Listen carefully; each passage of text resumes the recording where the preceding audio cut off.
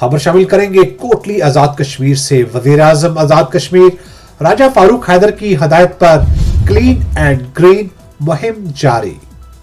मजीद तफसीलात जानेंगे हमारे नुमाइंदे मोहम्मद नदीम चौधरी की इस रिपोर्ट में।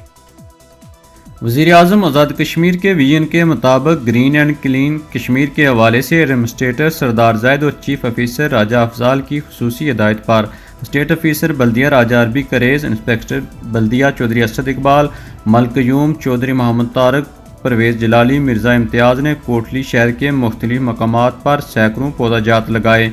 स्टेट ऑफिसर ने कहा कि वज़ीर आज़म के विजन के मुताबिक कश्मीर को ग्रीन एंड क्लीन बनाने के लिए हर शख्स को चाहिए कि वो अपने हिस्से का एक एक पौधा लगाए।